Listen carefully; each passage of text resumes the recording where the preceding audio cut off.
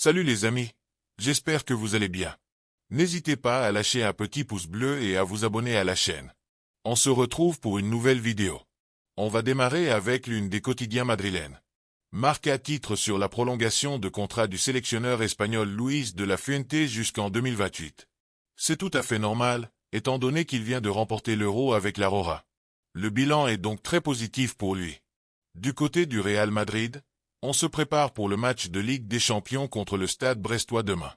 On verra si David Alaba aura encore des minutes de jeu. Une grosse surprise serait une titularisation, mais je pense que cela arrivera peut-être un peu plus tard. Une autre information importante, le quotidien a titre 1000 millions par Vinicius. L'Arabie Saoudite est très intéressée par Vinicius Junior, surtout après le départ de Neymar, qui était une vitrine pour le football saoudien. L'Arabie Saoudite pourrait tenter de recruter Vinicius pour remplacer Neymar. On parle d'une offre de 300 millions d'euros au Real Madrid et de 200 millions d'euros annuels pour Vinicius.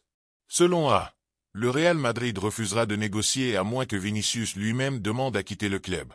On verra bien comment ce dossier évoluera, car 300 millions d'euros, c'est une somme colossale, de l'ordre du plus gros transfert de l'histoire. Jetons un coup d'œil au retour de la Ligue des Champions pour la dernière journée de phase de groupe. Tous les matchs auront lieu demain à 21 h.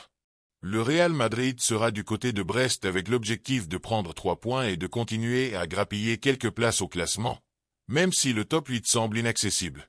Il y a des absents pour ce match. Vinicius est suspendu, Camavinga est blessé, Lucas Vázquez fait son retour de suspension, et Luka Modric et Endrick risquent une suspension en cas de nouveau carton jaune.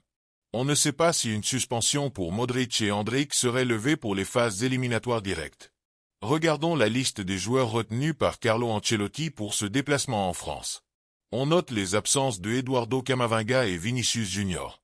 Il y a aussi des nouveautés, comme le jeune Paul Fortuny, 19 ans, appelé pour la première fois avec l'équipe première. Un petit sondage réalisé par Marca sur son site a demandé quel est le joueur leader du Real Madrid. Plus de 22 000 votants ont participé.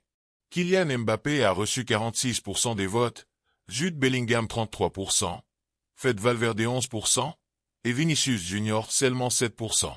C'est assez surprenant, surtout quand on pense à l'importance de Vinicius Junior pour le Real Madrid ces dernières saisons. Une autre information concerne le jeune Sergio Fortea, qui a informé le Real Madrid qu'il ne souhaitait pas prolonger son contrat. Il veut attendre l'été pour réfléchir à son avenir et regarder toutes les options, y compris celles à l'extérieur de Madrid. Du côté du Real, on a décidé de ne pas vendre définitivement Nico Paz, en qui le club a confiance pour l'avenir. On rappelle aussi qu'il y a toujours une clause de rachat pour Dani Carvajal. Quelques déclarations de Dani Carvajal, qui vient de remporter le trophée de l'Association des journalistes et de la presse madrilène pour son année 2024 avec le Real Madrid et la sélection espagnole. Dani Carvajal se sent bien et travaille dur pour revenir en forme. Il espère peut-être un retour pour la Coupe du Monde des clubs cet été.